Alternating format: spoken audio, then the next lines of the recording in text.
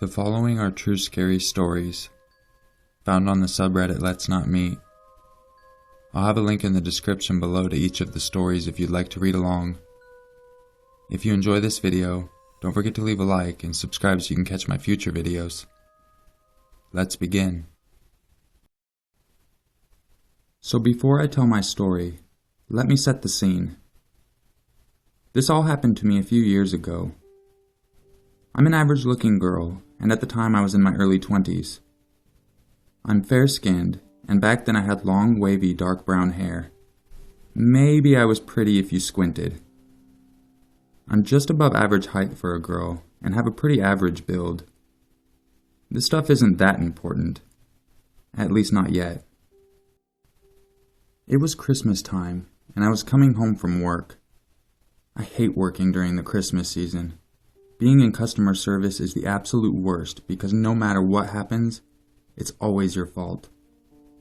I had just worked for the last 10 days straight and was looking forward to the next day because I was off, which was why I wanted to get home so badly.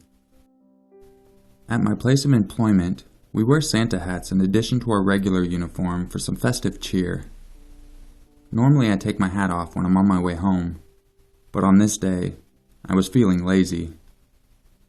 I'm not sure if the hat had anything to do with what happened, but maybe it did.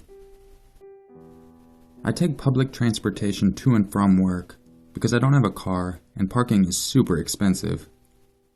I was waiting at the train station, looking at my phone, when a middle-aged, Middle Eastern man approaches me. "Hello," he said. He had a very heavy accent. I glanced up from my phone.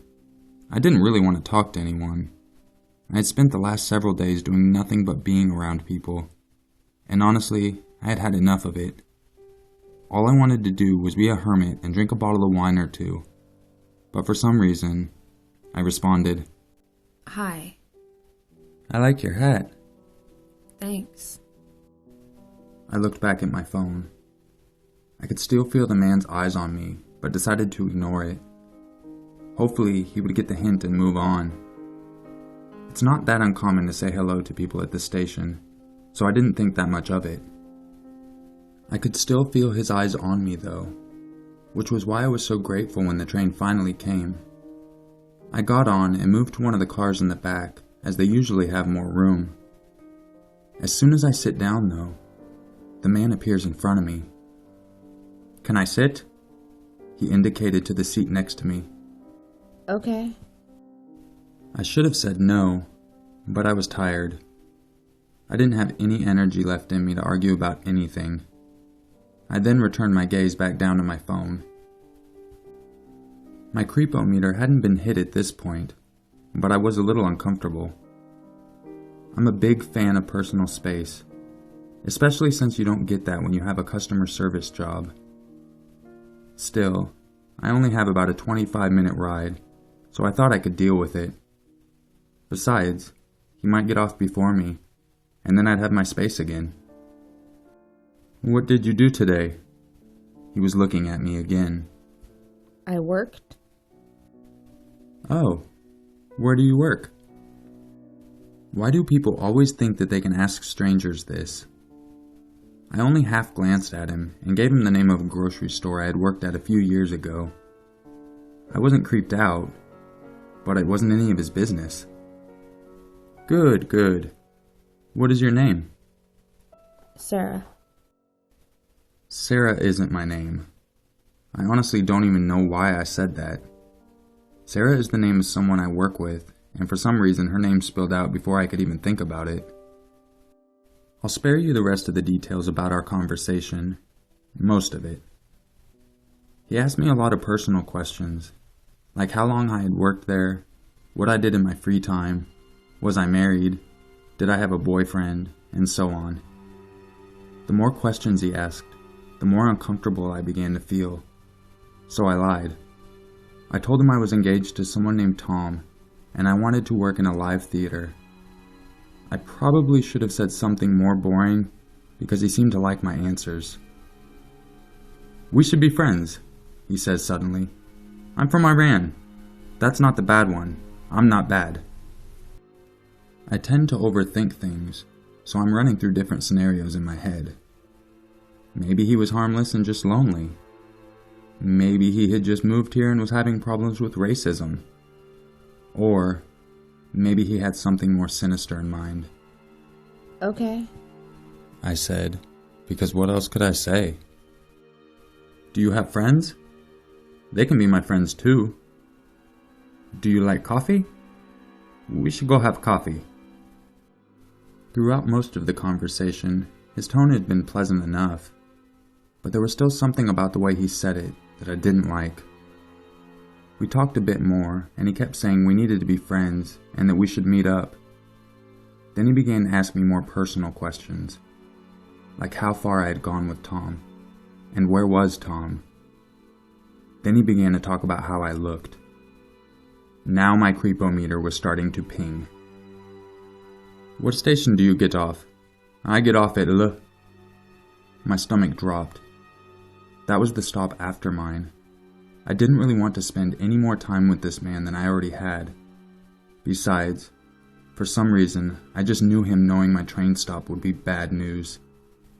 The next one, actually. I said, and began to gather my things. It was nice to meet you. I pushed past him and headed for the door, grateful we were just about to stop at the station. I got off the train and didn't look back. I even headed down the stairs just in case he was looking out the window to make it look like I was really leaving. I was halfway down the stairs when I heard the train leave again, so I turned around to go back up. There he was. He was glaring at me. And while he might have looked harmless before, he didn't now. For a moment, all I could do was stare at him. Then I realized it looked like he was holding something in one of his hands. I didn't get a chance to see what it really was, and I don't think I want to know. I finally turned around and ran. I could hear him behind me. I have never heard footsteps so loud before. At this point, I probably should have called the police, or maybe even started screaming. But all I could think about was getting out of that station, which was mostly empty. Honestly, I had probably picked the wrong station to get off at. There isn't much around this one, other than a few industrial places, and at this time of night, they probably wouldn't have been open. Someone must have been looking out for me, though, because just as I get to the entrance of the station, I see 2 police officers getting into their car. I shout out to the officers, Hey! The officers looked up at me, and I sprinted over to them. The combination of stopping suddenly and the fear that had spiked through me must have given me vertigo, because one of the officers had to catch me as I got to them. Somehow, I managed to get out what had just happened. The officer who had caught me just stayed with me, while the other went to find the man. He must have seen the cops and taken the exit towards the parking lot, because he was nowhere to be found. The officers were very nice. They said I had good intuition and was smart for not giving him any of my other information. Then they took me home. It wasn't until several months later that I found out the man was part of a sex trafficking ring. He had come to my city to kidnap young women and take them to various parts of the Middle East and Europe to sell them into sex slavery. Apparently, he had gone after several other girls that looked like I did, pale with dark brown hair. As far as I know, this man was never successful and was eventually caught. I found out he had had a syringe in his hand. In it was a drug he had planned on using to knock his victims out. I don't know how he planned on getting me to wherever it was he was hauled up, and that's another detail I don't want to know either. I also don't know what I would have done if the police officers hadn't been there. I hope I would have been able to fight him off, or get somewhere I could call for help. The one thing I do know, sex trafficker on the train, let's not meet.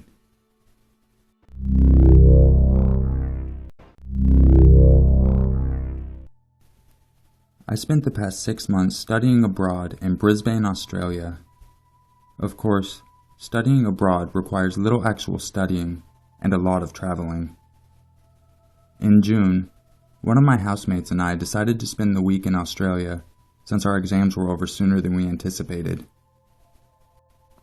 We had separate flights back to Brisbane because his tickets were much more expensive than mine. He would be leaving at noon and I would be leaving at 6 a.m. I quickly discovered the reason that my tickets were cheaper, and that was because it was hard to get to the airport at that hour. I would need to be at the airport by 5 to check in, and the only way to do so, besides a cab, which is really expensive, would be to catch the 4 a.m. train from the museum station. I decided my best option would be to leave my hostel around midnight, when people are still partying and whatnot, as opposed to leaving at a more dodgy hour like 3, and I would spend a few hours at the train station, where I assumed I would be safe. I left my hostel by myself at midnight. It was freezing cold, winter in Australia, as well as pouring down rain. My smartphone from home was broken, and my new one had yet to arrive, so all I had was a cheap, prepaid Australian phone. This means no GPS, so I had to rely on a literal map for directions. As soon as I stepped outside of my hostel, my map becomes pretty much drenched by the rain. I am clearly lost, trying to examine it and pacing around outside of my hostel. A man who doesn't look too much older than myself, I am 20, approaches me. He is wearing a work uniform, a hat and a shirt from a pizza place. He asks me if I'm looking for something and tells me that I look lost, and I tell him that I'm looking for the museum station. He points into the distance. "Well, it's over that way, but if you want, I can drive you.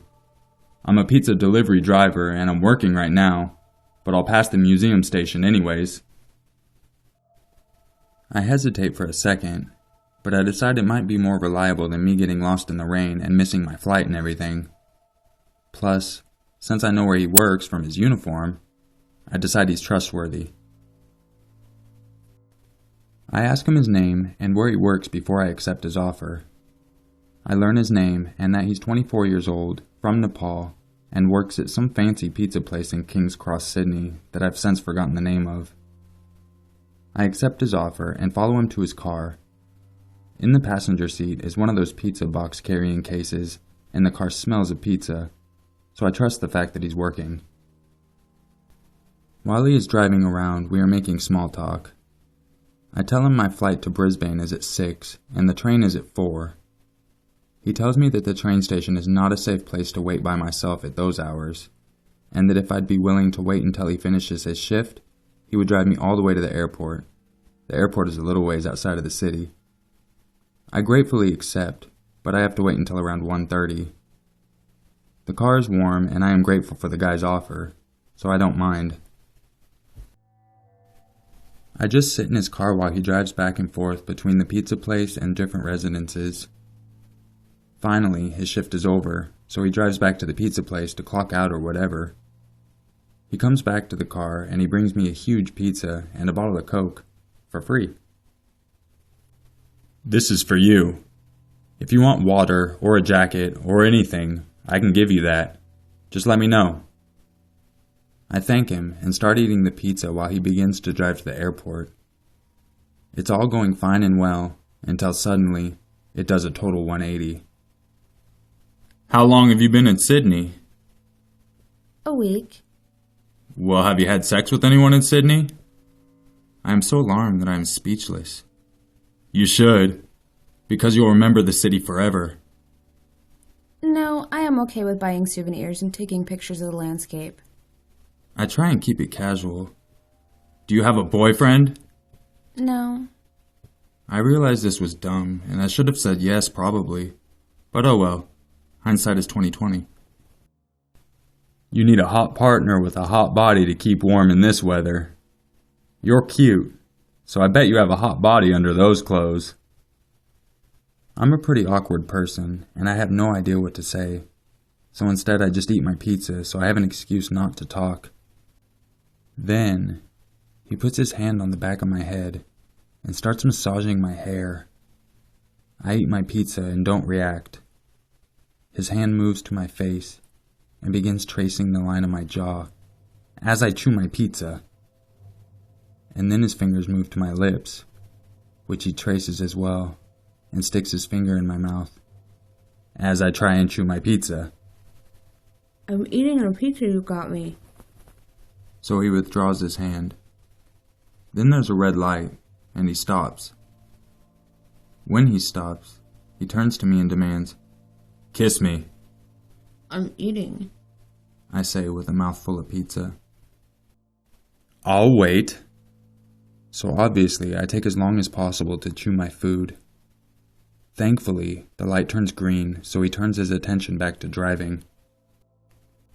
On the way to the airport, there are always heaps of signs pointing to the airport, so I watch the signs, waiting for the moment where there is a fork in the road. Airport, this way. Middle of nowhere, Australia, this way. But he's following all of the airport signs. I guess it is obvious that I'm watching the signs because he says, "What, you don't trust me?" I can't say no, obviously, because I'm in the car with him and his stuff, so I tell him of course I trust him. "It's nowhere near 5. Would you rather come to my house and wait there so you don't have to wait alone at the airport?" No thanks, I don't want to risk missing my flight. He keeps asking and telling me that he wants to keep me warm there, and I keep saying no. Finally, at about 2 a.m., we get to the airport domestic terminal. He pulls up to let me out, and as I'm gathering my bags, he slams his arm across my chest. "Wait! I want you to kiss me." No thank you. Then he proceeds to beg me more and more to come to his house. I keep saying no with the excuse that I don't want to miss my flight. Then he offers instead that we can pull the car up the road from the airport and wait inside there, and he even said he would let me take a nap. I tell him no again. Finally, I decide to bargain with him, and I say I'll give him my number, so if he's ever in Brisbane, we will hang out. Of course, I won't do that, but I have to bargain my way out of this situation somehow because he won't listen to my constant no's. I give him my Australian phone number, and he says he'll text me his name so I have his number too. He sent the message, and I guess my phone was on silent because he said, "I didn't hear your phone ring. Show me it so I know that you got the..." Well, I actually gave him the right number, so I show him the text and he tells me bye and that he looks forward to seeing me in Brisbane. I gather my things and get out of the car, happy to finally be at the airport. The guy drives away, but he stops at the curb and is just sitting there, watching me. No matter, I think. I'll be safe inside the airport. The airport has all of its lights on and everything seems to be running. But I go to open the door and it's locked. I check a nearby sign. The airport opens at 4 a.m. It's only just past 2 now. This guy is watching me from the curb and there is no one else around. Panicking, I walk the opposite way. Thankfully, I see a man who is clearly waiting to get inside the airport as well, since he has bags and whatnot. I tell him about the creeper and ask if I can sit with him and wait for the airport to open. He turns out to be a very nice, older Australian guy, and he tells me about his girlfriend that is going to meet him at the airport at 6, and about the new boat they had just recently bought for their home at the Gold Coast. He has a bottle of ginger wine, and he suggests we split it and watch a documentary about Vikings on his iPad while we wait for the airport to open. The entire time, the pizza guy was parked at the curb, just watching me. Until 4 a.m., when people started arriving and the airport opened.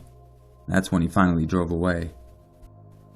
Over the next few days, I got texts from him saying that he misses me and it was lovely meeting me, and all his texts were signed kisses. I never replied. I even got a few calls from him that I left unanswered. I'm back home in America now, and I have gotten rid of my Australian phone, so I haven't heard from the pizza delivery man anymore. Pizza delivery guy, let's not meet again.